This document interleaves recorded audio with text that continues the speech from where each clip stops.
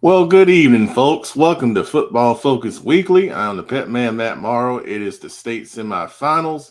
And as you see on the screen tonight, we will talk about the state semifinals, focusing on three games in particular. Of course, the big one between Independence at Weddington, Shelby at Reidsville, and then Dudley at Hickory. We're going to talk about all those three games in detail for the state semifinals. Friday Night Fowler will be back after a week hiatus to discuss his updated state rankings, which have a lot of changes that I'm sure will generate a lot of discussion. We'll start the show off discussing the CFI Winter Showcase, which will be this Saturday at Palisades High School.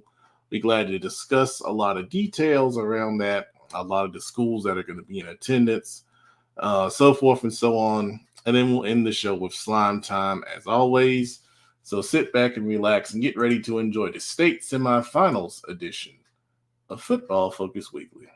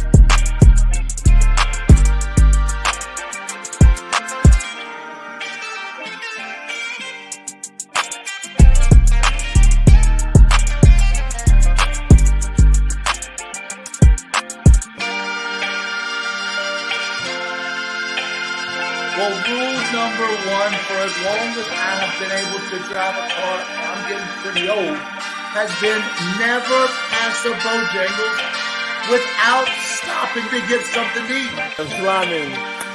I'm slamming these adult league referees. God, no. Well, dang, I mean, y'all just took my slime, because I was going to slime Coach Dillon.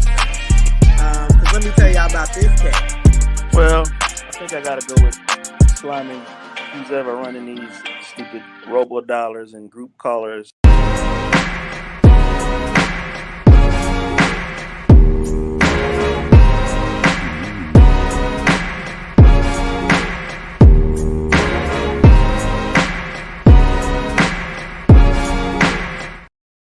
All right, welcome back to Football Focus Weekly. I'm the Pet Man, Matt Morrow. Once again, you see our topics for the show tonight. We got a couple comments in the box, all from one person. Jada Connect, the biggest Dudley fan I know, is excited for his Dudley boys after that big win over Crest last week. We discussed that on the Friday Night Live show last week. And they're going to be taking on Hickory, so we're going to talk about that a little later on in the show. Let's see. I got one person here with me.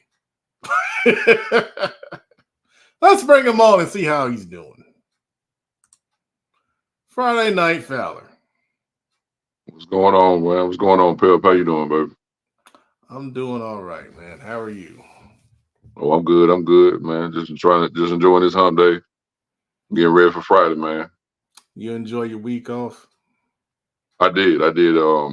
Well, I wasn't necessarily off. I did some other things like did a lot of announcing and stuff going on. But I did enjoy my time away from work. But I still was out there hustling, man. Still was out there hustling.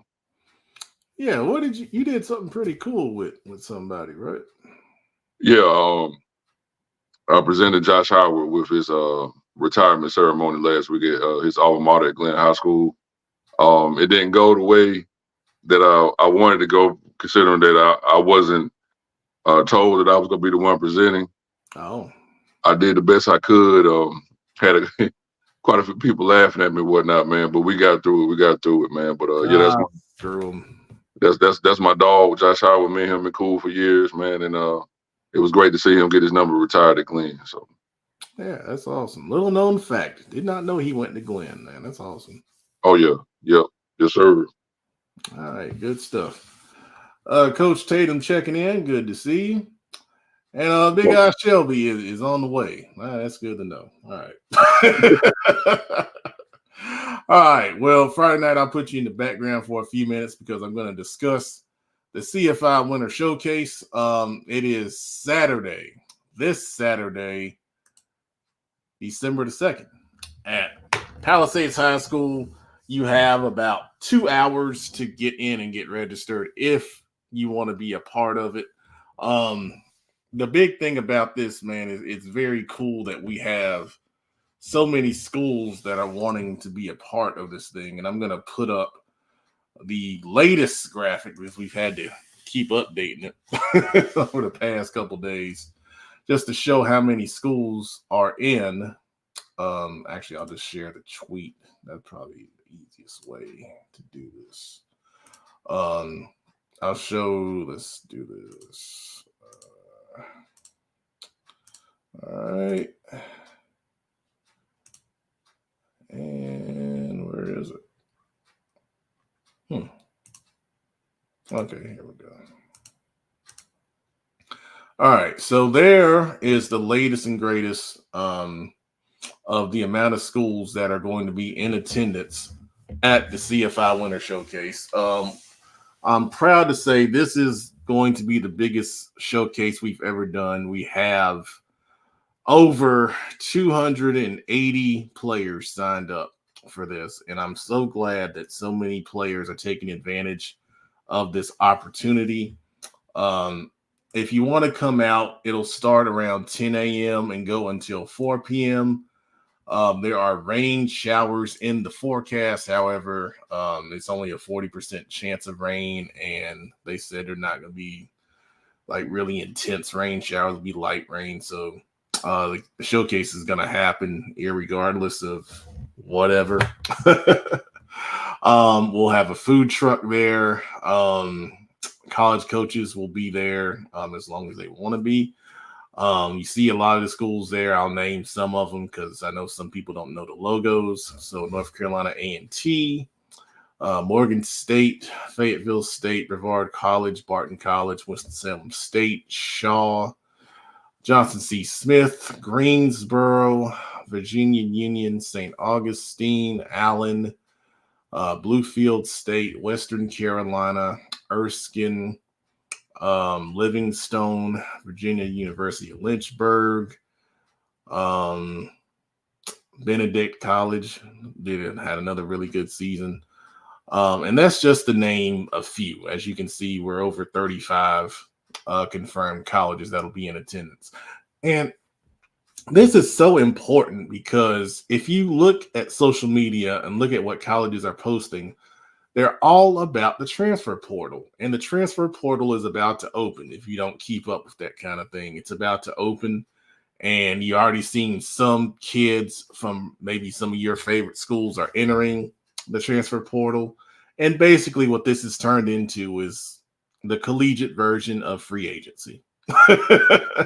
That's really what it is, man. And you see some people committing to different schools, like you saw North Carolina picked up a quarterback, Max Johnson. I believe he's coming from Texas A&M, just as an example.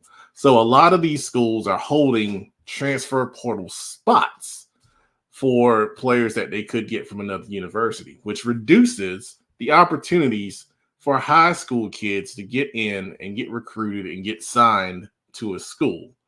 So because of that, college coaches are reducing the amount of time they put into recruiting high school kids. And you might not have seen as many coaches come through schools if you're a high school coach or a player that has, had some knowledge of the recruiting process. So that's why this opportunity is so unique and so special and so valuable. We implore kids to take advantage of these opportunities when they happen. We've had several kids reach out today. Our last minute registration price is $150.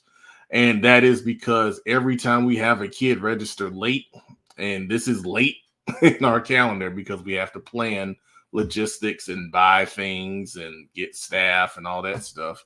Every time we add a player to that, we have to account for that. I mean, there's a shirt that has to be accounted for. There's food. Well, not necessarily food. That's more of a college coach thing, but there's different logistics that have to be in place. We have to have enough people. If we reach certain thresholds, there has to be enough people in there to make the camp run smoothly. And then you have to go out and do different things and account for more time. That's another thing that goes into it. So we have had registration open for a couple of months now, and we have encouraged everyone that could to sign up early. We've done all we can do at this point to try to offer this opportunity to as many kids as possible. So if you're watching this either live or on the playback, the schedules for the day are updated on the website. So if you did not get an email, which you should have, detailing the schedule and the flow of the day, make sure you go to the website, check that out. Make sure you come to the right session. There are 2 sessions. Session 1 is for offensive linemen and special teams. And session 2 is for everybody else, including quarterbacks, running backs, receivers, tight ends, linebackers, DBs, and that's it. So make sure you come to the right session, come at the right registration time, and make sure you just follow the procedures, and then everything will go as smoothly as it can be. I see your comment, Joe. We're talking about transfer portal. He says Gardner Webb, whole roster is in the transfer portal. And I mean, at this time of the year, you get coaching changes. So that opens up that opportunity as well. So all that being said, make sure if you're a junior or senior that you come and take advantage of this. You have 2 more hours to sign up. There are no walk-up registrations for this. You must sign up by 10 o'clock tonight. If you have questions, please feel free to reach out to me. But as I said, this will be the biggest showcase we've ever done. I do want to thank in advance Coach Simmons at Palisades, who has done a great job with logistics and putting some things together to make things run smoothly. And we'll be excited. We'll be excited to see everybody on Saturday. It's free to come out and watch. Like I said, it'll be going from 10 a.m. to 4 p.m. Food truck will be on site, all that good stuff. So thanks, Mr. Watson. It's tough for high school kids. It's tough for high school kids. And I'll tell you right now, a lot of these colleges, this is about the crux of what they're doing for high schools. Limited recruiting budgets, and some of that recruiting budget is going to transfer portal now. So yeah.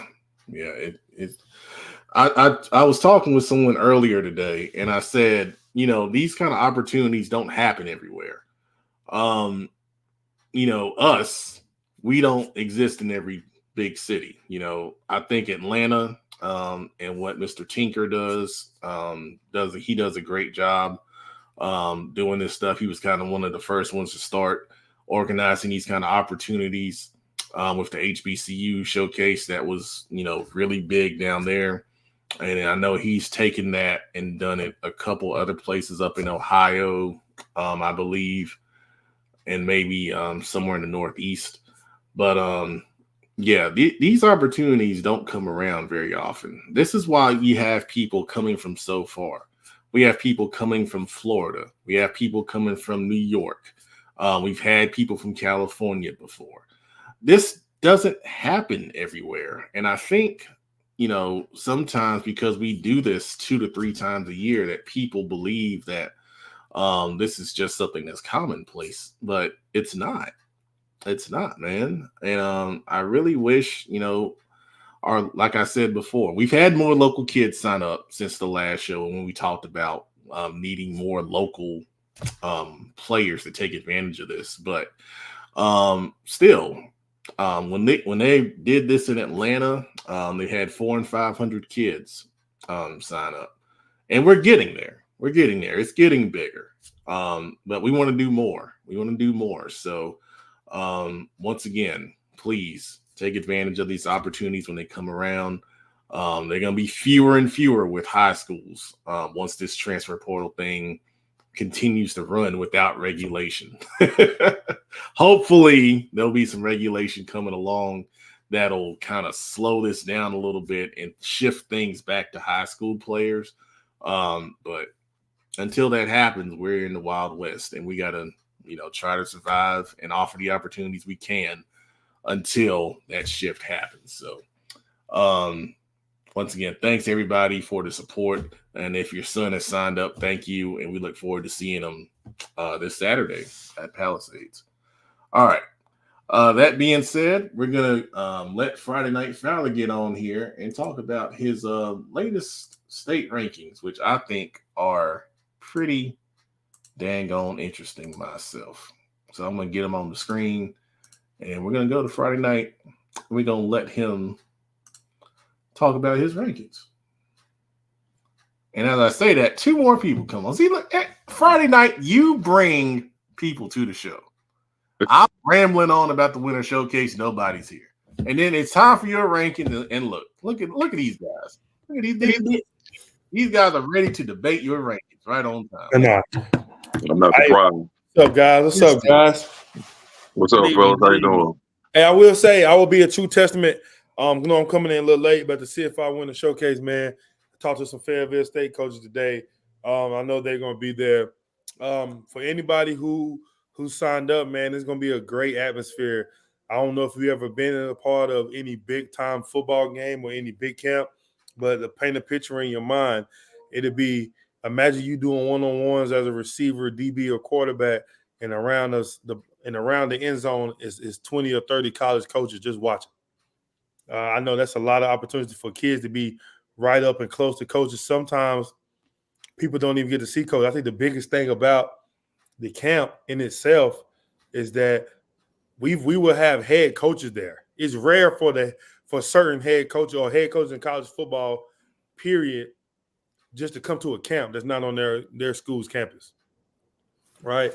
So take advantage. Everybody that's coming out, take advantage of the opportunity, man, because I'm telling you, like, it's nothing that's going to come around again for you if you're a senior, because if your season's over with, or pretty much high school football is over with in 2 weeks, really a week by next weekend, right? So this would be a great opportunity for, if you feel like you're that guy, or if you feel like you're underrated in a certain area, you come on out to the Winter Showcase. If it ain't, well, you got till 10 o'clock tonight, but you come on out and you showcase your talents in front of all type of college coaches, man. Yeah, I'm glad you mentioned the atmosphere, because that's going to be something that a lot of kids aren't used to. And if you're not ready for that, and we're going to try to get you in that mindset. I mean, we're going to talk to you in the beginning. We're going to explain what's at stake and how you need to treat it like a game day. But if you've never been through it, 2024, you better get your tail ready. Yeah. And I will say, go ahead.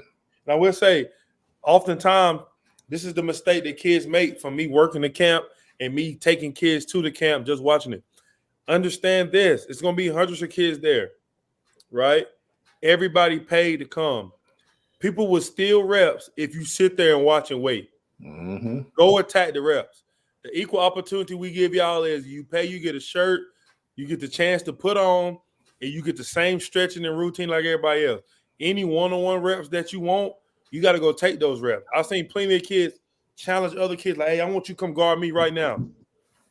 All type of things. If you sit back and wait, you're going to get lost in the sauce. Absolutely. Go attack it. Go take what you want. I'm telling you, coaches like that competition level. We all know that's been there. We've seen kids jump in the front of the line, call kids out from other schools that they didn't get to see, or call kids out that they heard about. People going to be there, man. Take advantage of the opportunity. It gets heated out there, too. It gets really heated. It will. It's competition, man. I'm going to tell you something. The best The most notable CFI stars, Coach Dubs, Trey Nicholson. I had to tell him to go sit down somewhere because he kept dominating so much. Because he kept taking reps, like you said, Big Eye. And then Turbo, even from a young age, Turbo would be jumping in there. And I had to stop the thing on drill one time. And I said, why do I keep seeing Turbo up here? He's a damn sophomore. This don't make no sense, man. His name's Turbo, man. His name's Turbo. We expect nothing less. But anyway, all right. I'm sorry, Friday night. I know you were ready. Oh no, is everything good, baby? Everything good, man. Okay. What's up, Coach Doug? Man, what's going on? Not much. Producer was good. Big Eye Shelby, what it do, baby? Feeling good, man? sir. Feeling good, man. Happy to be in the number one more time. Hey, no doubt, baby. All right. Hey, Pep, before we transition, and because I know I came on late, but I just want to add for the CFI Winter Showcase, boys, do not be out there hiding, ducking, and dodging smoke. I see a lot, because that could hurt you too. Them coaches, though, the ones that is trying to pick reps and trying to strategically line up with this person, y'all go out there and compete. If you see a dog, if you have receiver, and you see a dog that's a defensive back, that's who you should be going up against. Because that's where all the eyes at. Or vice versa. If it's a DB that's going up against a dog receiver, O lineman, D lineman, running back, linebacker, there's a lot of work out there. Don't be ducking smoke. Hey, right. everybody's a dog in college, so you might as well get ready now. Amen to that. Right. All right, Friday night, let's go. All right, let's get started. 4-8. I'm mad already. Oh, well, you know, how I do it, my philosophy is if you win, you go up this time of year. You know what I'm saying? So all my top 4 teams all won last week. All getting ready to play in the regional finals this week. So I start out with Hoggard, who's on a 13-game winning streak after they avenged their opening season loss to Cleveland. Weddington with the big win over Grimsley, who was perceived the best team in the state of North Carolina public school-wise. They beat them down pretty bad, 44-27. Independence, they on the road. They out on High Street right now. That defense kicking in. Hill Butler to 7 points. Cardinal Gibbons with the big win over Roseville, a little controversial call at the end for Roseville. Came back to haunt them at the end. So I moved Cardinal Gibbons up to number 4. I dropped Grimsley down to number 5. Everybody else that was above, I dropped them down. Watauga and Huff stayed the same. So that's how I did 4-8. Joe Hughes says, Hoggard, Jeebus, save him. I just said 13-game winning streak, man. And they avenged the loss by beating down that Cleveland team at their home place. So Hoggard would be 3 for me. They would be okay. 3. That's what's happening. So And man, hey- switch it. Are you switching? Are you putting Hoggard? Give me your order, Pep. I want to hear how you would have it, the top 4. I would probably go. I'd probably go Indy 1, Weddington 2, Hoggard 3, Cardinal Gibbons 4. Okay, I'm just curious. I'm not saying what's wrong. I was just curious how you change it, but I mean, Hey, be honest. This is all messed up. Hey, cuz, do you want to go first?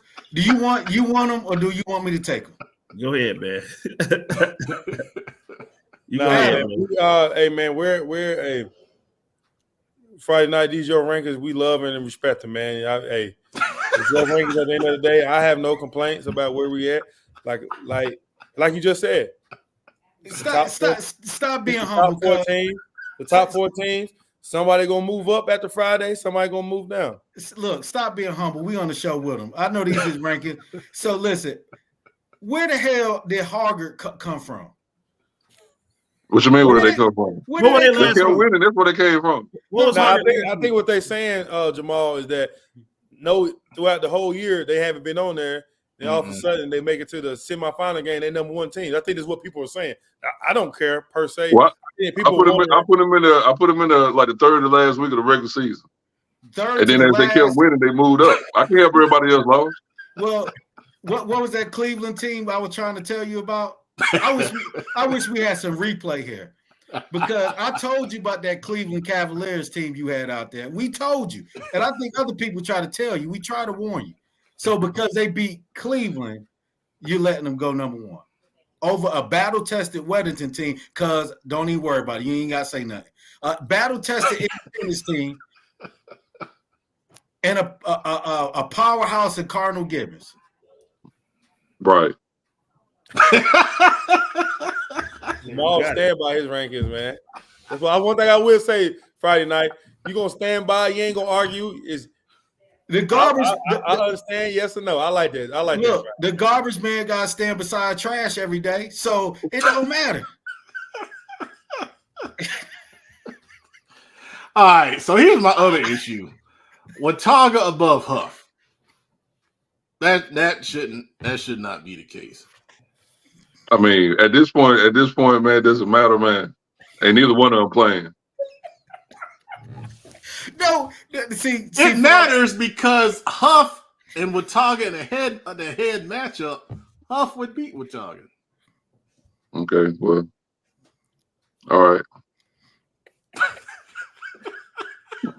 Tell us Friday night, man. I mean, we over arguing about teams that ain't even playing no more. They watching that top four right there. Thank you, Joe. Thank you, Joe. That's what I'm saying. Man, because it's a top 10 list. Exactly.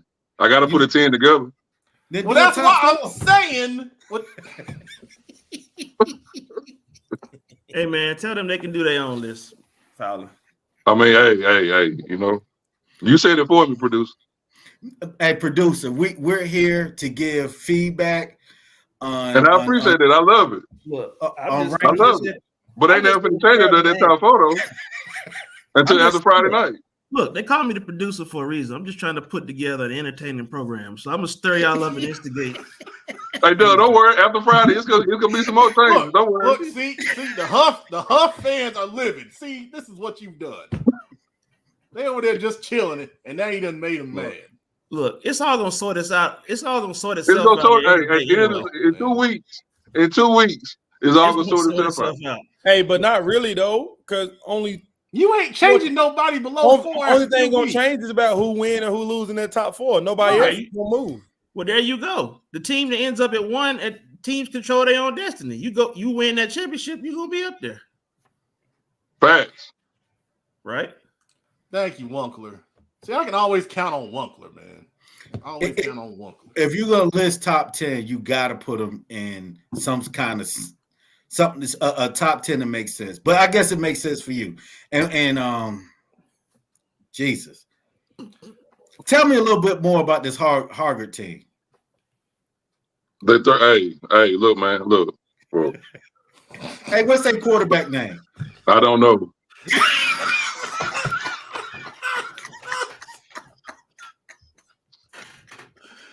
Friday night said they soaring on Friday nights. They soaring up his list, baby. But 13-game winning streak and the one game they lost, they avenged last week. So they number one on my list this week. That's all y'all need to know. Are they number one? This show feel like you feel like they're the best 4A team in the state right now, playing wise, yes. No, you see, remember 4A rankings. That means they're the best team in the entire state, right? Right now. What's they're the hottest team in the state right now. How about that, Coach? Friday night. What's their mascot? I'll leave you alone if you tell me their mascot. Are you serious, man? What's their mascot? That's a simple question. I'm not answering that, man. You say you're gonna opt out of that one. That's so weird, man. All right, Friday, leave my man alone. Concord High School. Let's see. Hey, I love y'all, but come on, man. Damn. They're the Vikings. I was finna say the Hoyas, but yeah, Vikings. That's what's up. No Face says those Grimsley seniors went on a run, only losing 4 games in their 4 years. That don't matter. Hey, that don't matter to follow. You got to win it all. They have one. I think they have one. They have one what? They won a championship. They won a championship. I think those seniors won one championship. Oh, okay. Spring season. My bad. Yeah. Grimsley, G. I'm sorry. Forgive me. That spring 21 season, right? Yeah, my bad. My bad. All right, let's go to 3A. Let's continue this. Same thing with 3A. Oh boy. All right, go ahead. The battle, the big game in the state last week. Dudley proved they're the best team in 3A, and really, in my opinion, right now, probably the best team in the state of North Carolina. But anyway, that's a whole nother case, whole nother subject. Now, so they just say Hoggard was the best team in North Carolina? Took care of, man, come on, man. They took care of Chris. They took care of Chris. 71st did what they were supposed to do. Hickory did what they were supposed to do. Northern Nash with the upset on the road at Havelock. So those are my top 4 teams in 3A. Everybody else following where they fall in at. So 71st and Northern Nash play in the semifinals, right? Right. Okay, that should be a good one. I know. I always heard 71st name. I think that Dudley Hickory game gonna be good. I haven't really paid attention to Hickory this year. I'll kind of focus on my own school and my hometown school. Never heard of Hickory, man, but they haven't. Excuse me. Name said I never heard of Hickory. I have not been following Hickory this year, so I know I know that game is gonna be jam packed for that town and that city. That's a I state hope championship. so. Go ahead. That's a state championship game. Dudley versus Hickory. You say the game after that, just a formality. It's a formality. Oh man. Oh man. Oh, nice. You know what, Coach Dub? Man. I agree with you, bro. I'm just, and I ain't saying that all East teams weak, but come on, Dudley or Hickory. I agree with you, Coach Dub. Joe says 71st and Northern Nash is a rematch. Dudley's on a fast track against a sound Hickory team. There you go. Dynamite drop in from Joe Hughes as always.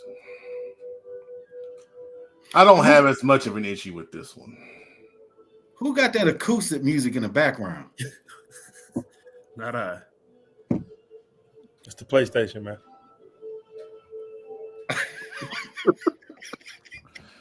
Let's go to 2A. What the hell? Same thing with 2A. Same thing with 2A. All my 14, all my top 14 are state semifinals. Clinton came back on Nash Central last week. Blew them out 55-32. Reidsville was in a tough game to the end. They pulled away from Bunker Hill. Northeastern beat Whiteville 17-14 in a surprising low-scoring game. Got to put them golden lions up there, number 4 on 11 game winning streak, doing what they normally do, which is winning time. So they're up there at number 4. Everybody else fall in where they fall in at. I like Community School of Davidson up there. They stayed strong, so they finished strong on your list. Right. I would put Shelby 1. There. You put Shelby at 1? Yeah. Fair enough. I'm gonna go on a record and say it right now. I agree, because they do not be surprised if Shelby beats Reidsville by more than 2 touchdowns. They rolling, man. What's that receiver? Bridges. Isaiah Bridges. It ain't even that. Just trust me, man. I'm sure we're gonna highlight the game whenever we talk about it, but trust me, as a former Shelby player and as a former Shelby coach, do not be surprised if they beat them by 2 touchdowns. Can they stop that big tight end? It's not going to be at least that's not even going to be an issue. That's not going to be. He can still get his, and they're going to lose. I'm just going to tell you. Well, we'll talk about that later. Much respect to him, though, to Keandre. Much respect to him. I think Forest Hills is too low. I mean, they gave Shelby a hell of a game last week, and Salisbury shouldn't be ahead of them. Well, you got to stick with Salisbury. We gave him heck about Salisbury as well. That was the number 1 team, and we were trying to figure out where they'll drop to after they lose. So I agree, Forest Hills. I would even put Monroe above Salisbury. I can see that. That's what's up. That's what's up. Can I change it? Yep. Go ahead. You're not even fighting no more. I mean, because it's a formality, man. I mean, It is what it is, but bro. Now 4A, it wasn't a formality. You were fighting. Now you just say I can just go ahead and edit. Because it's the same formula. Nothing changed. It's gonna be the same thing with 1A. All right. Shay Shottam, our guy Shay Quan. Yep, regional finals week. And Nikisha is here. Good to see you, Nikisha. What's up, Nikisha? The big tight end from Reidsville, Kendra Harrison. Jada Connect says that's all he's saying. Okay. All right. Well, we'll revisit that in a little bit. Nikisha says, "What's up Friday night?" There you go. Oh, shit. Oh, segment. You got a return message? Artist, man, look, man. Look. I didn't say nothing. I said nothing. Yo, crazy. Let's go to 1A. Return message. Y'all ain't nothing, boy. Y'all ain't nothing, boy. Y'all ain't. Okay, the top two teams in 1A has been the same two teams from the get-go. Mount Airy and Tarboro. Robbinsville moved up to number 3 after they took care of Norfolk Wayne last week. And the surprise is West Columbus. They're 12-1. They're gonna be in the East Final, taking on Tarboro. Like I said, everybody else fall in where they fall in at after that. Did Tarboro have 2 bye weeks? Well, they had a bye week and they couldn't find a game. They couldn't find a game for the other for another week. I think somebody dropped out or something like that. So that's why they only played 12 games. Well, they out east ducking smoke. Who, Tarboro? No, not Tarboro. Whoever won't play them. Oh, I guess so, man. I guess so. And Pep, Robbinsville 13-1, brother. I know I said that to you. Dang, fell. Now we doing that. And that slipped through the quality control, man. Real time edits, man. That's dedication right there, man. That's dedication. Sorry. You good, man? He was too busy. He was too busy worrying about that 4A stuff, man. He hadn't worked up. Trav, if you watching, what's up, baby? How you doing, man? If you're watching, that's my top 4 1A right there. Now I'm gonna say something about this. Are we gonna talk about Mount Airy and Robbinsville later, or can I go on right now? Whatever you want to say, because they ain't on the list. All right, so hey, so I want people to pay close attention to, because it was a little uproar from the Mount Airy group or their fans, rightfully so, that they didn't get the number 1 seed. It's going to mean a lot. It's going to be a big difference playing at Mount Airy versus playing at Robbinsville, versus playing at Mount Airy. It's a different environment. I mean, Mount Airy got to travel. You got to go on their turf.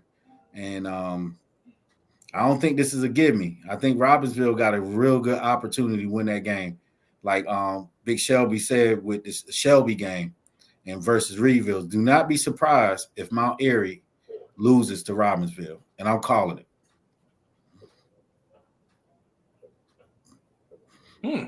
And you know what? I wouldn't be surprised if it's a Robbinsville versus West Columbus.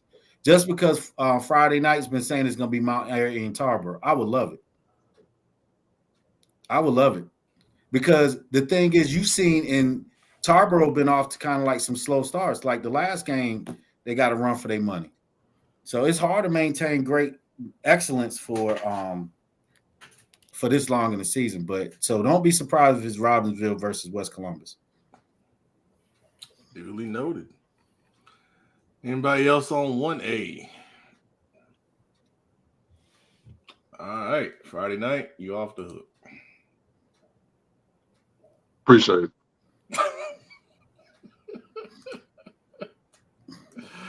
All right. Let's get ready to preview these big semifinal games here. As we get this on the screen. Here we go. All right. We got 3 of them. Independence at Weddington, the one everybody wants to talk about. Independence, of course, coming in after the big win over Butler last week, and then Weddington coming in the big win over Grimsley. So we know a lot of the good players on Independence. Did an interview with 4 of them: Keegan Quigley, Camden Martin, Brian Crowder, and Bryce Lofton. Those interviews are up on our social media. Check those out if you hadn't seen them. And then, oh, bless you. Bless. And then I want to talk about some of the big players for Weddington. We've talked about them before, but if you haven't really been paying attention, some of the guys to look out for: quarterback Tyler Budge. He's rushed for over 500 yards on the season, but he gets thrown for, I think, around 2,900 is what Max Preps had him for. Keenan Jackson's their leading receiver by far with 88 catches on the season. They have a couple of running backs, and Brady Ritter and Nick Diamond. Nick Diamond, the leading rusher, number 34, physical runner. And then defensively, I think a lot of people that watched this show probably saw the highlight of Thomas Davis Jr. Of course, he is Thomas Davis's son from the Carolina Panthers. He had a big hit last week on the Grimsley quarterback. And then their leading tackler on defense is Gannon Anthony, per Max Preps, with 114 tackles on the season. But they have a lot of really good players, especially on defense. And the biggest thing that impresses me about them is they all play their roles really well. And that's the biggest thing about Weddington. They're a great team, and they have really good talent. Some of that talent is younger. They're really strong in the sophomore class, especially. I wrote about a number of them on Prep Red Zone in the offseason when they were picking up offers. So they're a really good football team that's well coached by Andy Capone, and a formidable opponent. But, of course, with Independence, I named some of those standout players from last week that we interviewed. But then, of course, Jaden Jones, I think he's around, 1,900 rushing yards on the season now. Of course, he's going to be the big linchpin in that Independence offense.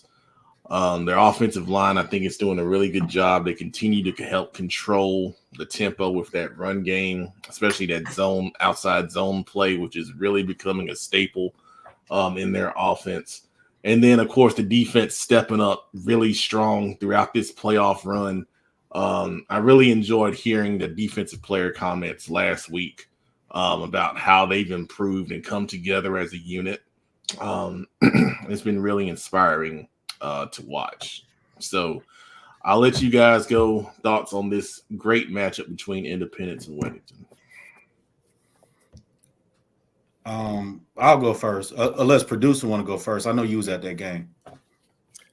Yeah, I haven't seen Weddington in person this year, but I have been following them. So obviously, I knew, they're, we call them a perennial powerhouse, led for recent years anyway, won recent championships. So we kind of knew what they were about. I know they did go down to, if I'm not mistaken, they had a win down in Dutch Fork. So that was a big win for them. So, and obviously, I've seen Independence multiple times this year. So I'm really looking forward. It's like a big heavyweight fight. And we kind of just been on a collision course towards it. So, like you say, a lot of talent on both sides. So it should be a great game. Yep.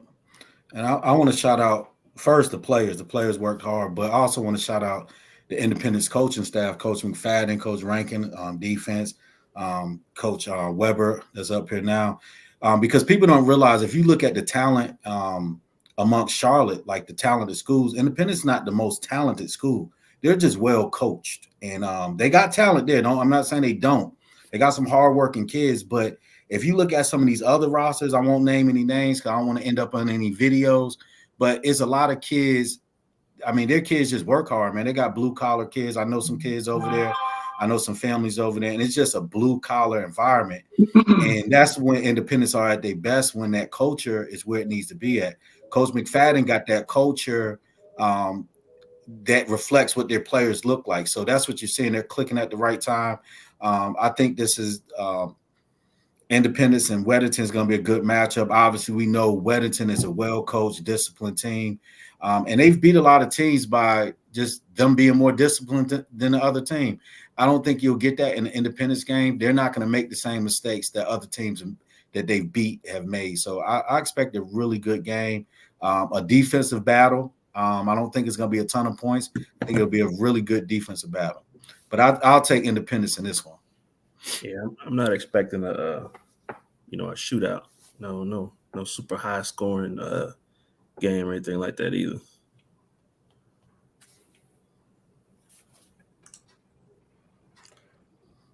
Yeah, I know a little bit about Independence, man. But much respect to Coach Capone and that staff and those kids over there.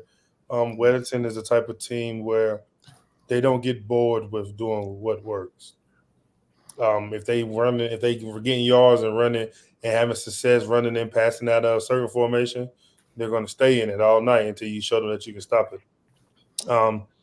But like we say, we challenging our kids you got another 48 minutes, man, to get to where you want to go. I think it's going to be a good defensive game. I know our kids are locked in. We still been hearing a lot of the disrespect. It's funny now, people trying to make it like it's been a conglomerate all year with CMS schools, which it hasn't. Now people thought we weren't going to make it this far. Only people that really believed was the coaches and the players in the locker room and the parents and the administration at the school and the kids. So man, we look at Weddington. It's an important game because it's the next game, and they are in the way of what we're trying to do. It's going to be a dogfight. They have a great atmosphere over there, great culture. It's going to come down to one of those games where you can't make mistakes in these games like this. It's a semifinal game. Any and everything can get you beat, and you got to come out and play your best ball. I was gonna say, what showed me a lot about Independence, what kind of impressed me, having been at both games, was coming out and beating a team that beat you a month before. Making those adjustments, growing, getting better during the other playoff games. To me, that says something, because that loss to Butler wasn't that long ago, but they grew from it, learned from it, got better, came back and won in the playoffs, like we always say. So I think that told me a lot about them. I knew they were a really good team anyway, but that showed a lot to me. And Produce, I think, going back to what I said earlier, I think that speaks volumes, for the players, but also for the coaching, because being a coach, to have them get them prepared to go back into that game and make your adjustments, that's coaching. That's good coaching, man. And coaches know what that looks like. Shout out to the players too, but that's also coaches being able to, what's your pregame speech? What's your halftime speech? What are you talking about in practices? What are the adjustments you're making during that week? So that was impressive on all levels. Friday night. What Yo. is your prediction? Independence 21, Weddington 17.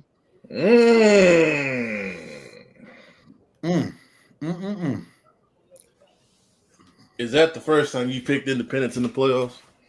Nope. He picked us against East Forsyth and came to the game and told me, y'all better not F this up.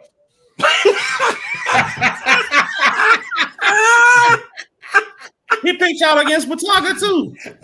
I'm saying he did, but I'm saying that's at first time I met him, and first thing he said was, "What's up, baby? What's up? Hey, don't F this up."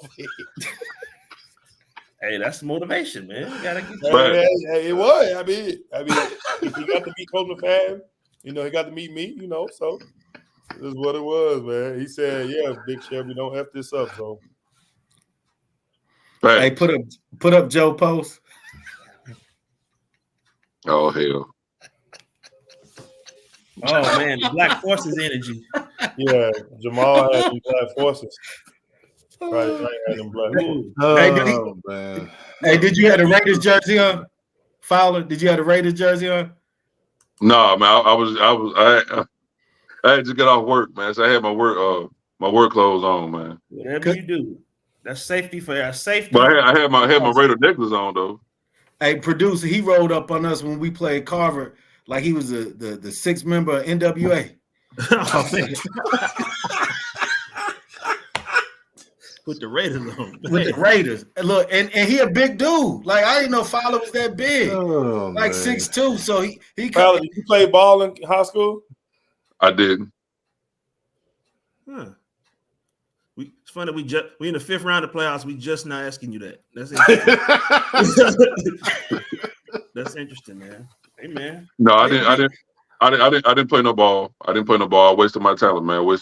But I think God has given me another way to give back to the sport and to the community by doing what I'm doing now. So, yeah. But no, I didn't play no ball in high school.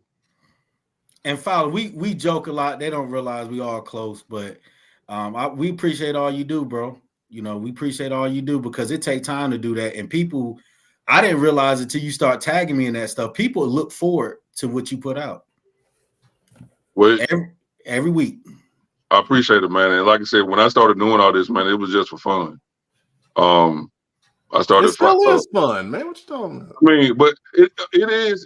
But like what I did on the slime a couple weeks ago, you got some of these grown dudes, man, that's still with the mindset of teenage boys, and they take this jump to a level it shouldn't be taken, bro. Because at the end of the day, these are kids, and I want all these kids to be successful. And a lot of these grown men, your day is done. It's over. You see what I'm saying? Stop living through these children. And that's the bad thing about this. You know what I'm saying? So, yeah, we can say that for a lot of things. I appreciate y'all because I'm from up here in the 336. I'm from Winston-Salem. Y'all in the 704. Y'all know y'all stuff down there, and I respect y'all for that. For y'all to take me in, I appreciate y'all as well, man. So thank you. Absolutely, man. Absolutely, bro. Glad to hear you, man. Well, I had to get you before talking Preps. Uh-oh. I heard a mention of a name. I thought that was forbidden, producer. Hey, it's the 5th round of playoffs, man. The season about over, man. I thought it was you referred to him as another name. What was it? He did used to say, what was it called? The show we won't mention or something. All right, so Union County football. Rain. We didn't mention this. This is a good point. Rain and turf conditions might dictate play calling. Should be interesting to see who makes the adjustments or what team adjusts better to the field conditions. Weddington is grass. It is a grass field, so this can be a big part of the game. Although it says it's rain showers, so I don't know how heavy the rain will be, but it just takes a little. It might be some rain during the day, so it could still be. It might not be raining during the game, but the field could be wet from early in the day because it's supposed to be cloudy all day, so ain't no sun coming out to dry it out. So if it rains during the day, it's gonna be wet in the evening. Yeah. So when you look at the, go ahead. I'm sorry. Over Independence, man, we practice on rainy fields, muddy fields. We've been in all different type of conditions, man. So I mean, we don't really worry about none of those things about what the conditions of the field, man. Wherever they put the ball down there, that's where we're gonna play it. And you shouldn't worry about it because the other team got to play in it too. That's why I look at it. The other team got to play in it. The other team got to practice in it. The other team got to warm up in it. Coaches got to coach in it. So it's all the same. And y'all run a team, so that actually might work to your advantage. Well, that's what I was gonna say. I mean, Butler's field was wet, you know, per the reports. Sure was. It was. I didn't even know it rained. Yeah. When you look at Weddington's stats, they're a pretty much a balanced team pass run ratio. And then, of course, you guys with Jaden Jones carrying the load at the running back, and what you guys have been doing on the ground as a team for Independence has definitely been impressive. So, and then, like you said, used to playing in those elements. I think that's definitely something that would definitely, work in the Patriots' favor here. And also Union County football. That's Tim Winters. You guys don't know, legend covering Union County. Said a few Grimsley players complained 1 hour prior to kickoff about the Weddington field. Okay, interesting. Well, you know, What was- that's the first time playing outside of Greensboro, so I can see that.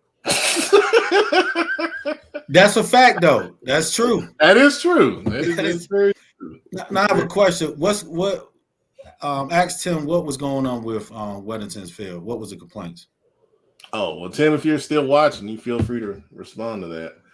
While we're waiting on that, Joe says playing surface definitely played a role last week in Dudley Crest. Interesting. Okay. Really? Huh. I don't know if that mattered, man. Them Yeah, it didn't matter. Them No, DJs. it didn't matter. No.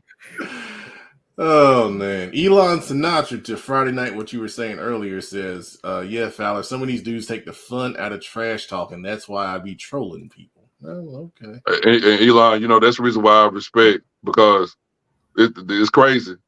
You know, being around all the Shelby people a couple weeks ago and meeting the Crest people last year when they came over here with Oak Grove, it's like a different, and I'm not trying to put down nobody in 336, but it's a different mindset with 704 compared to 336, man. And that's the reason why I like to talk football with a lot of y'all compared to some of the people up here. And some people might get mad at me. I don't care. But it's a big difference. And that's why I respect y'all. And for y'all to take me in, hey, appreciate you. Absolutely. Jada Connect says, and this is a Dudley fan, he says, kids were slipping on both sides. He was there. We're talking about. I mean, yeah, it's gonna be that way. If it rains, you gotta understand we don't have turf at certain schools. So if it rains, it's gonna be muddy. You know what I mean? So you gotta be ready for that. That's true as well. You gotta be ready for it. If you're not playing on turf and it rains, it's gonna be muddy. Yeah, and I mean it evens it out. I when people complain about the weather, both teams got to play on it. They got to play in it, and it just depends. If you're a run first team, it might play more into that advantage. If you're a balanced team, you know, it might give away one side or whatever the case may be. But everyone got to play in it. All right, so Tim replied about the field conditions, said chewed up a bit around midfield, but nothing terrible. He said there were some players that did slip or lost traction. So to your point, happen. Big Eye, you got to prepare for that. I mean that's gonna happen playing on a wet field and grass. Like we know, like you know that playing on grass. Yeah, tell your players get some metal cleats, man. Like, hey, this football. Line it up. All right, let's talk about it. Big Eye's already said that Shelby's going to win by, 2 touchdowns? Shelby at Reidsville. They will. Oh, don't be. Oh, I'm sorry. Well, I'll call it out. They're going to win by 2 touchdowns. 2 touchdowns. Oh.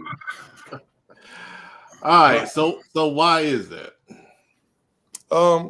Just my personal evaluation in my free time watching them.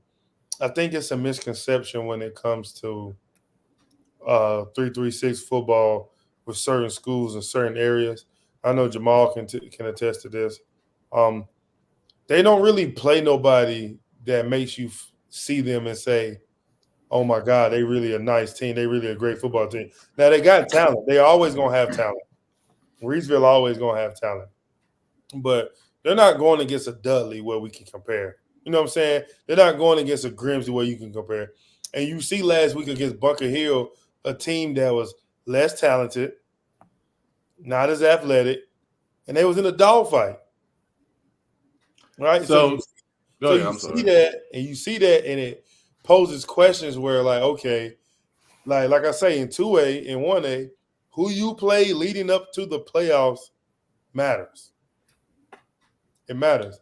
And all that showed me when Reidsville barely beating Bunker Hill shows me that they had a couple more athletes than Bunker Hill can run with. And that's normally the case. So now you play a team like Shelby where all you're going to have is athletes. And I'm going to be real. Every year we play Reidsville, or every year we hear about how good Reidsville are, and we play against them, the same thing happens. First 2 years, I remember 2013, 2014, we played Reidsville back to back. They didn't score one offensive touchdown until we played them again in 2019. Okay. My senior year, we played Reidsville. They're the same team, undefeated. We go down there. We beat them 49-3. They see them again. We got to go back down there. You beat them 17-7. We see them again in 2019, whoop up on them. You see them again, and I think we played them in 2021. We whooped up on them. I'm not sure we played them in 2019, but we played them in 2021. We whooped up on them. I just think that because it's not a lot of 2A teams in that area for them to play. And like the best 3A said the same thing. Like the best 3A team or the best 4A team that's within 30 minutes, they don't play. They don't play them.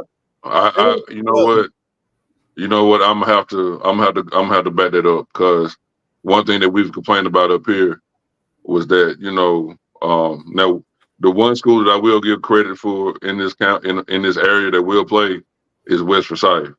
Outside West Forsyth and maybe Mount Tabor, nobody else plays a tough non-conference schedule. Now Grimsley played teams from out of the area that was tough, but teams in the area, like Reidsville playing at Dudley, or Reidsville playing at East Forsyth, or Dudley playing West, or you know what I'm saying? That's what I'm saying. That don't happen a lot. And it's different with Grimsley because being 4A and then winning recently and getting a lot of kids, people don't want to play them. So I can see that. I'm sure it's not Grimsley duck and smoke. It's people not wanting to play Grimsley. You know what I mean? So as far as like a Reidsville, you can't find a time where you tell me that they played an equal or similar team, regular season or playoffs, until they seen Shelby. Hey, Shelby, they said Grimsley took Dudley off the schedule. Sound like some smoke being ducked. And that's been a game that I didn't want to say that. And from I didn't want to say that, but it's already been spoken. Go ahead. From my homeboys that's from Greensboro, Grimsley and Dudley used to be a game that was played every year. I thought about that earlier when I was like, they were in the same conference. Yeah, they were in the same conference for a while. But see, if you're Grimsley and you're Dudley, both teams playing in the 5th round, right? You got to play each other in the regular season. I've been a strong advocate of people ducking smoke all year. It's essentially saying Shelby and Crest never play each other. That's essentially what you're saying with Dudley and Reidsville. That's the two best teams, 2A, 3A, less than 30 minutes apart, I would think. I can't remember.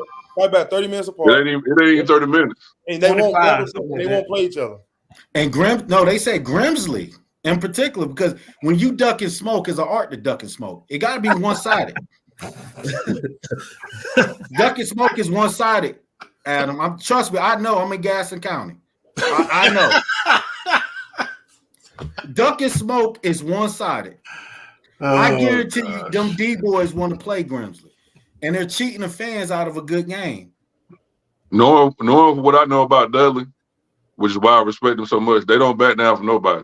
They might not, like I said, it might be different year in and year out, but Dudley will not back down from nobody.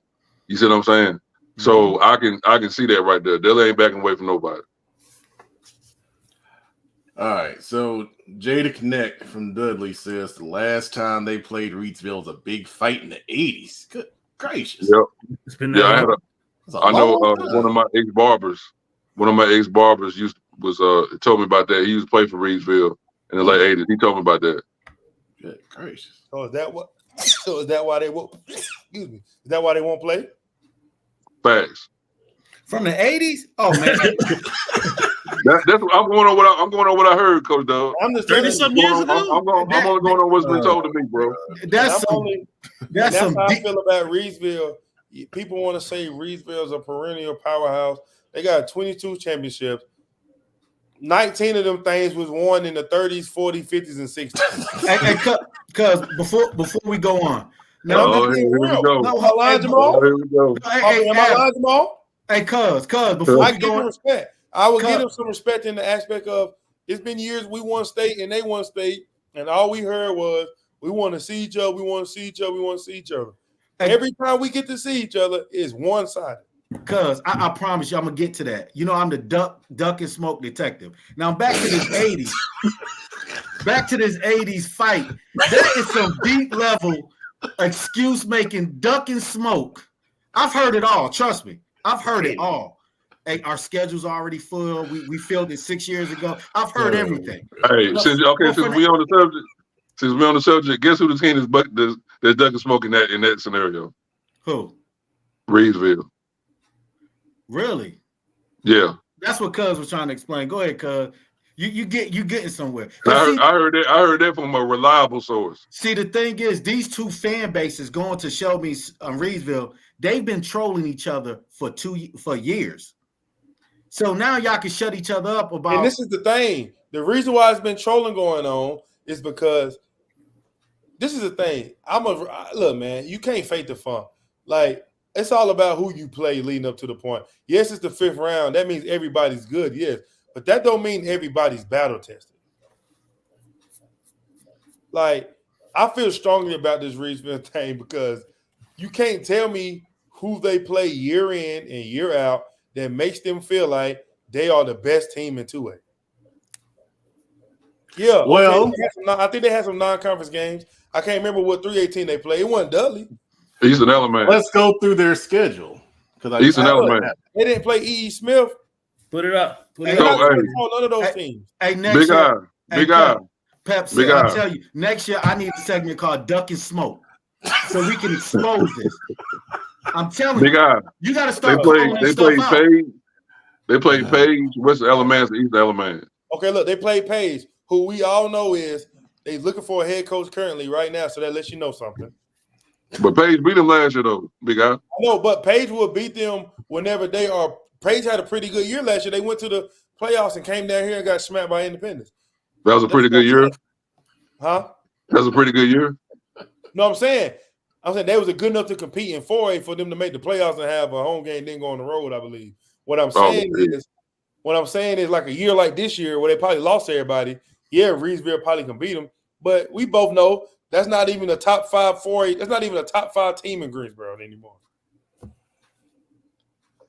Facts. All right, so they played Western Alamance, Page, Rockingham County. They lost to Eastern Alamance, North Forsyth, McMichael, West Stokes, Walkertown, T.W. Andrews, Moorhead, Madison, West Stokes, Brevard, and then Bunker Hill, as you mentioned. Come on now. Tell me one team that they played that was – and think about that. Think about the schedule they had leading up to it, and they played and they barely beat Bunker Hill. Hey, Pep, can you share screen that? Yeah. I want to see the schedule. Show the records of those teams. They're on here. Look, hey, Cuz, I got it. I'm the Duck and Smoke detective. We about to put eyes on this. You see how I'm looking in the camera? No. I'm telling you, next year, Pep, I need my own segment.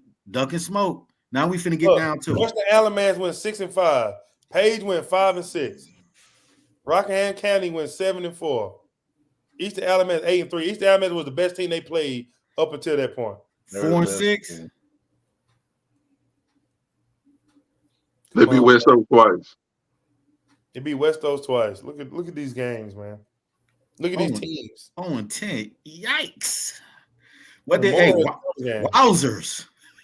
G golly, Batman. Wowzers. All right, so holy duck and smoke, Batman. Let's talk about players for Reidsville because they do have some good players. Quarterback Al Lee is a senior, 6'3", 195. Has thrown for a good amount of yards this year. Their leading rusher is Jeriel Cobb. Their leading receiver is Cameron Jones, but close behind him is the tight end, Kendra Harrison, who also plays defensive end. And they have 2 linebackers that are both over 100 tackles, and Paul Weiderman and Aiden fabricated. All that be fabricated. Come on, Big Eye. Big Eye. I'll see him in person, Big Eye. Come on now. Look, Keandre is the real deal. Keandre is the real deal. He has not seen nobody. He has not seen nobody across from him that he's going to see like he's going to see on Friday. And Pep, you left off the number 1 dude. Who? Deontay Neal, right? Yes.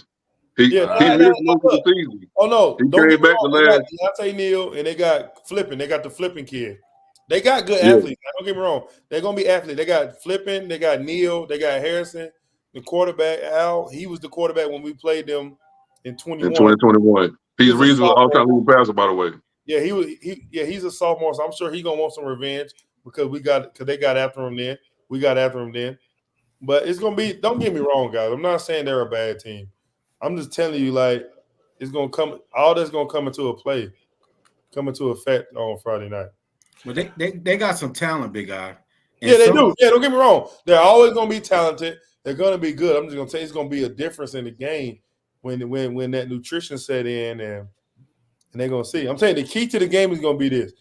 The first time they try to isolate Harrison and the kid, I know who they're gonna put on them, go up there and pick the ball off, it's gonna take their heart away. Well, I'm gonna tell you. So Shelby, they traditional powerhouse, as far as a good community, strong history. So is Reidsville.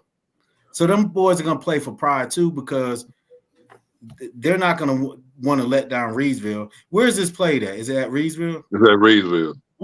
We actually play them better at Reidsville. That's kind of our home field too. Okay. Friday night, what's your score prediction? with all this that just got said, Reidsville 35, Shelby 31. There you go. There you go, Fowler. All that was just Because I called before the season started. I said Reidsville will win the state championship in 2A in football and basketball. I can say that about basketball team. Them boys can hoop now. But football, I called it before the season started. They're gonna win state championship, and this is the reason why. They were in the state championship game last year. I think they're hungry this year. They're playing at home. I know about Shelby's history against. Come on, big guy. Let me talk. Hold on. Let me say this. I know about y'all history against Reidsville at Reidsville, but Al Lee's a senior. A couple of Flippin's a senior. You got Neal. You got Harrison out there. They was in the state championship last year. I think they hungry. They're playing at home. That's why I'm going with Reidsville to win this year. 35-31. I agree to go with win the state championship. I can agree with you on some points. I'm just telling you, I've seen the film on them. Ain't nothing changed. Only thing that changed is zero. They got Harrison and they got Neal. Zero is the big time. He's the number one tight end in the nation, I believe. But I'm telling you, you going to the game, right? Yeah, I'm there. I want you to watch the matchup between him and number 3, Jakeevy Garnett. And after the game, I'm gonna say, just text me and say you told me so. All right. That's all I'm gonna tell you. Okay. So what you saying? He ain't. No, I think he's good. Do not get me wrong. But you say you don't think he's number one good. No, I think he's number one tight end. I think he's the number one tight end. After what I see, I can agree with it. He's 6'5", big target, big frame. They throw jump balls, but he hasn't played nobody that wants everything that he got. Okay, so number 3. Okay, I see what you said. I was about to go somewhere. That makes sense. So he dealing with he ain't played no kid that's lined up across from him, not scared of him. It's a difference when you see him and you're not scared of him versus all them kids do is watching them highlight tapes saying, oh my God, he's got offers from FSU, Alabama, LSU, everybody, until you see a kid that's fighting for more games because he know he needs more film. I get it. I understand exactly where you come from. I'm just gonna tell you. And Shelby, and one thing I will say about this too. Reidsville players go both ways. With Shelby, when I went to the game, when they played with Salisbury, they pull that every year, thinking they're gonna blow somebody out, and they're gonna be in for a dog fight, trying to tackle our players, then trying to run by our players. I'm telling you, man, that's like I said, when the battle of nutrition comes into play, it's gonna be a different ball game. Hey, how big is your guy from Shelby that you were talking about? My boy Boogie about 6'2", 6'3", probably about 205. Okay, so he got some size. So he ain't gonna be able to push him around. Yeah, he's not gonna go for that. He got his crazy. He's crazy athletic, crazy vertical. He's very well put together. The only thing I would question about Shelby offense, Big Eye, is Farmer doesn't read the field. In my opinion, he doesn't read the field real good. I haven't been able to sit there and really evaluate Land, but he's gonna be ready to go. He's gonna be ready to go. He's battle tested. He's been proven, and he can read the field when he wants to and when it's needed. I think he's gonna have a good game, man. I think he's gonna have a good game. Like A I lot said, of Reed for comments here. 35, Shelby 31. All right, let's get to the comments. As I think we've talked about that enough. God almighty, good gracious, there's a lot on this one. So it says Grimsley is privileged on the okay. Yeah, we were talking about Grimsley and Dudley and all that stuff. So Dudley is just happy to have a field. I'm gonna be real with you. Wilson can't complain about no field being messed up. The way they feel messed up with last year. No, I don't want to hear that. All right. No. Then we had to talk about the fight from the 80s. Yeah, that was interesting. Let's see here. So Joe says he went to Shelby's practice yesterday and they're locked in. One clear for you. Friday night says Reidsville won't beat Clinton if they make it. The run defense is still not strong. Okay. I guess this is for you, big guy. Kareem Lopez says you need to be concentrating on Weddington because if you all don't play a very disciplined game, that I will go home Friday night. Hey man, we understand what's at stake. The hay is in the barn now, chickens in the coop. We're gonna be ready to go, man. You have to understand this is a talk show, so I'm prepared for practice. We already done practice. We have a great game plan put in place. I'm just doing my part doing my part with my night job once a week. Yeah, I gotta say, big guys in the state semifinal. I think he's found a good balance. So, I appreciate that comment. I appreciate that comment, and you're 100% right. You're 100% right. We do need to be locked in and be prepared, ready to go. Man, cuz on the talk show playing video games. Are you coming to the game? All due respect. You talking to Kareem? Yeah. Oh, well, Kareem, if you can answer that, we'll put it up. All right. Last game, Dudley versus Hickory. Anybody got any juice left? Too much athleticism.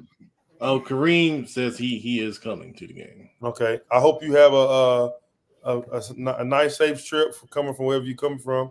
Hope you enjoy the game. Get there early. I think it's going to sell out, Kareem. So get there early. Make sure you bundle up, and just tell me what you think about us after the game. Cuz you showing a lot of concern. No, you trying to be diplomatic? Just making sure I don't wish bad on nobody, man. I just want to make sure if he come, he enjoys, or he or she, whoever that may be, if they come, they just enjoy themselves.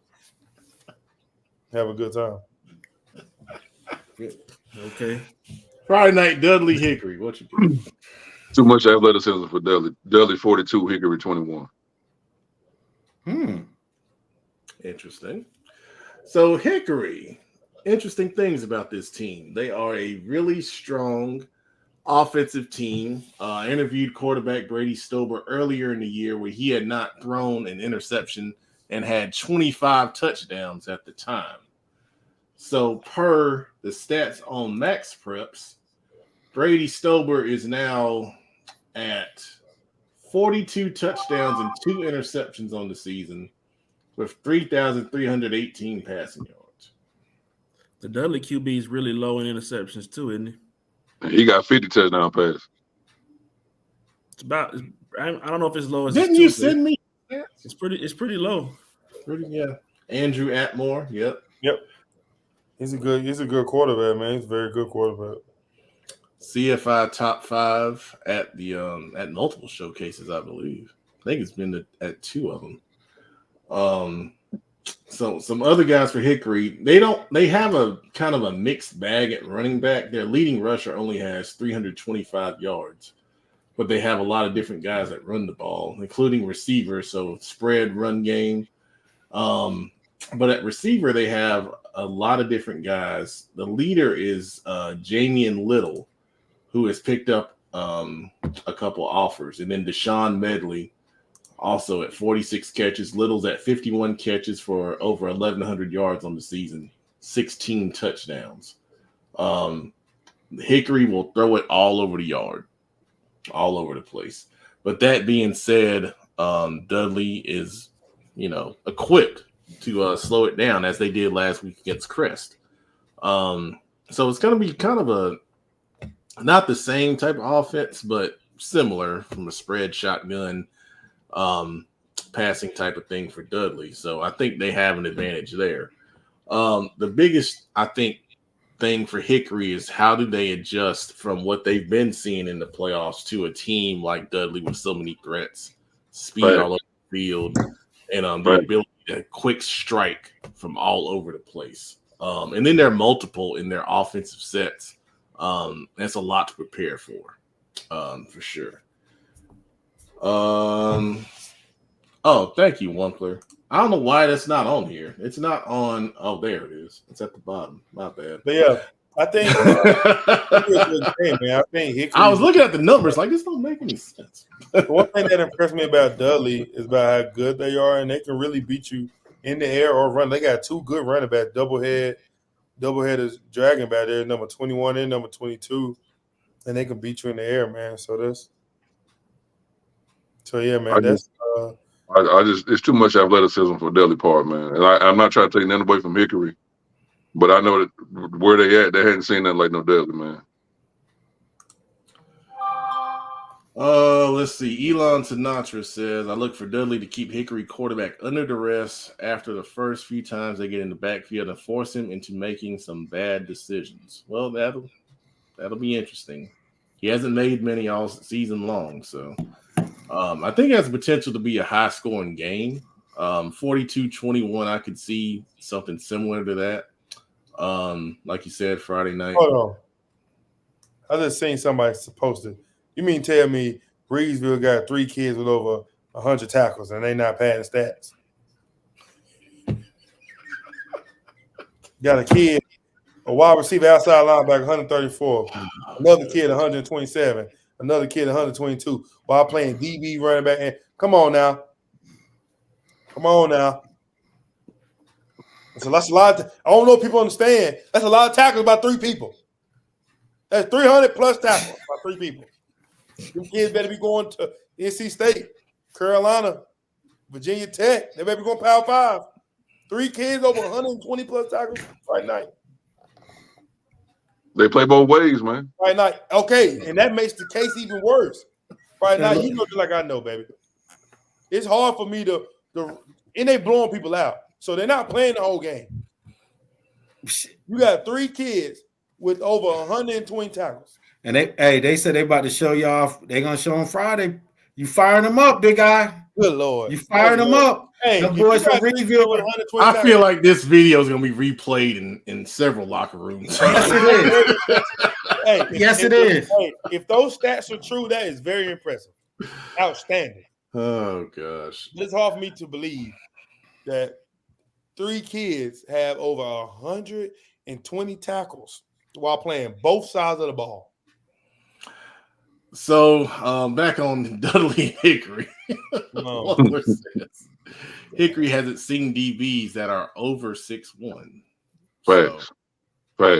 It'll be interesting. It'll be really interesting to see. I'm looking at Hickory's schedule and trying to find someone similar to Dudley.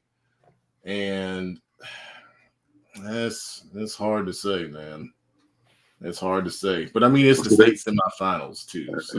They gave up 38. Now, granted, they won. They put up 61, but they gave up 38 to AC Reynolds. So imagine what Dudley will do. There are a lot of high-scoring games. I will. AC Reynolds might be similar to Dudley, but AC Reynolds don't have a team speed like Dudley got. That's what. Yeah. That's what I'm trying to say. No, ain't no similarity. No. Hell no. No similarity. No. Nah, don't do that. No. No, I was saying, no, yeah, I agree with you. I'm saying I don't think AC Reynolds, the only similarity AC Reynolds have with Dudley is that they're running back. Oh, okay. No, because no similarity there, buddy. But hold on. And see, it's funny y'all brought that up. Can you go back to a point Joe made about the field? He would like to see the field. Something about the field against Crest. Oh, yeah. Give me a second. Yeah, with Hickory, hey, I know one thing. Them Dudley boys going to be rolling on that turf. Yeah, it is turf at Hickory. That's right. Oh, and see, with all the speed, come on, man. Come on. All right. I know they got to play the game. I ain't going to say no more. This one? Yeah, so I got my bogging on, so I'm in my Joe use mode. So, Joe, you have to, like, this is what I'm saying. For people, if you're part of Crest or anyone that wanted to see that field dry, it would have been worse. Those are track athletes, and I'm talking about national track athletes. Listen what I'm telling you. I'm also a track coach too, and a lot of football coaches ain't on the track side. Those kids are nationally fast, not North Carolina State fast. They're nationally fast. Y'all didn't want to see that on the dry field. It would have got out of hand. Bro. They don't know. There you go. Right. They different, man. They listen what I'm telling you. In the last couple of years, they probably have some the best teams in state history for that division. At least top 10 in state history for track. This ain't your average I'm fast track team. These dudes are nationally fast, which it matters. Difference. And that's why that's why my prediction was the way it is with Hickory. Nothing against Hickory, but they ain't seen nowhere in that area anything of Dudley. I'm sure Hickory. And on top of that, they're playing on ain't Hickory Field with turf? Yes. Ooh. Oh, it's a wrap. Ooh. Hey, Fowler, that's like that Blue Mondo up there, A&T. Y'all know his levels to surface. It's that surface at A&T is called that Blue Mondo. You run faster. Oh yeah. That's that. Hey, they on that Blue Mondo up there. I hope you enjoyed our state semifinal previews. For anyone watching this that may want to use this for inspiration, all the comments do not reflect the thoughts and feelings of Charlotte football insiders. So please take them as an individual comment. Hey, Pat, we made the video for Dudley versus Crest. Yeah, in a positive way. Yeah, Zay Flip. Oh, we got it. You didn't even tell me. Pull it up. It's like audio, right? I gotta go find it. No. Hey, pull it up live. Let's do it. Are we in the beginning? Yep. First, soon as it start. Hang on, Zayflix out here using us. And you tell me no. Yeah, you gotta start paying me for this, Randy. Can't get no more free. Hold on. Yeah, I mean, at least tell me so I can promote it. Don't use us and don't tell me. Hey, Pep, you need to get on some of these coaching staff payrolls. You added more motivation than any halftime speech possible. Did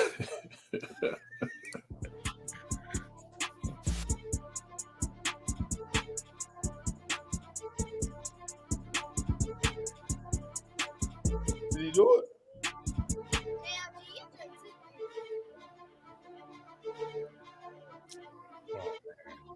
If y'all don't watch highlight videos, he's the best one. No, I can't let you say that. Shout out to my guy, B-Roll Production. My guy, DeMarcus, let's go. Hey, he posted it on his Facebook page, so you might have to go to his Facebook page. It was like a highlight video leading up into this video. Oh. Hold on, let me see what we can do. That's a 30-minute video right there. There's a highlight video leading up into this video. All right, well, I'll go look for that.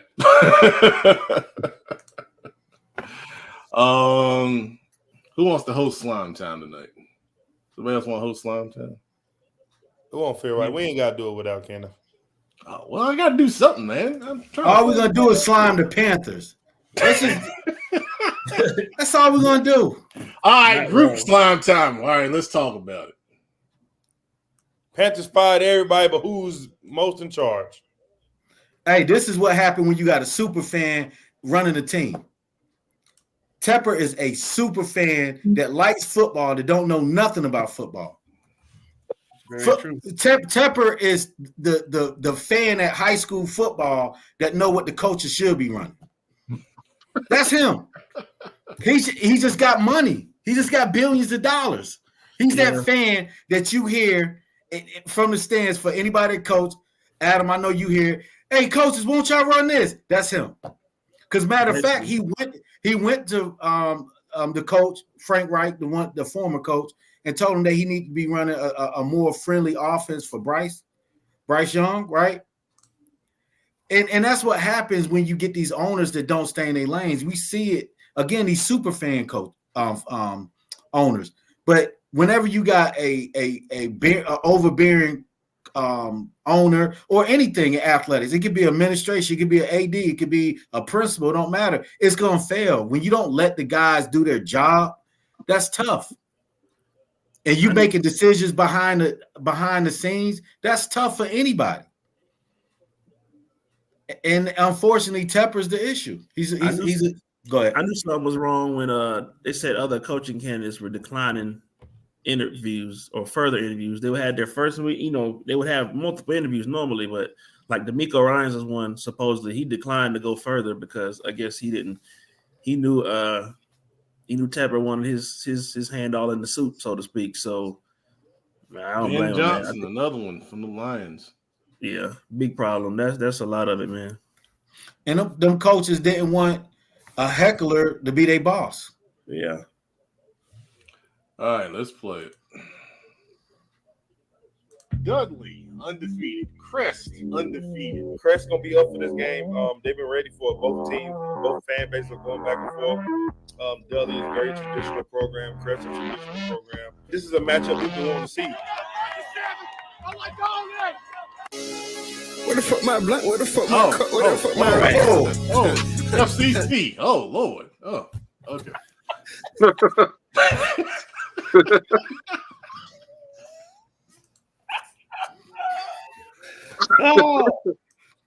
Yeah. So we made the first couple seconds of the video. I didn't know it was that short, but you should talk. I didn't know either. I only heard that first part and stopped. All right. Well, on that note, we're gonna end the show. Good night, everybody. See you on Friday. If you're going to a game, say hello. Saturday, come on out to the showcase. If you want to, it's from 10 to 4. If you want to watch, free to come in. I'll be there. Big Al will be there. Producer will be there. Coach Dub will be there. Friday night, you come on out too, man. Friday night going to Shelby, Reidsville. Hope you make it out alive. Bro, I can't wait. I know you seen that poster for the pregame, right? Yeah, $1 wings. That's a way to get some Negroes riled up. Yes, sir. Yes, sir. Hey. Some bar put on from 4 to 6. 4 o'clock to 6:30. 4 o'clock to 6:30. They invite Reidsville and Shelby people. It's Reidsville about to be off the chain Friday night, baby. That's gonna be a pregame fight. Hey, smoke the fried wings. It matters. It just said wings. It didn't specify, unfortunately. Yeah. What side are you sitting on, Fowler, for Elon? I'm sitting on both, baby. On Friday Night Fowler. I gotta get all my brothers on. I gotta talk to all my brothers, man. I'll be over there. I know y'all ready to talk John to me. Tim Pride, see you on Saturday, man. For everybody else, good night. There's the final comment of the show. Thank you, Elon. And thank you, everybody, for watching. We're going to try to find some footage from that Reidsville-Grimsley fight in the 80s. Good night. We got to. I bet it's out there somewhere. Reidsville, Dudley, I'm sorry. The legend, the legendary 80s fight. Somebody got a VHS tape with that on there.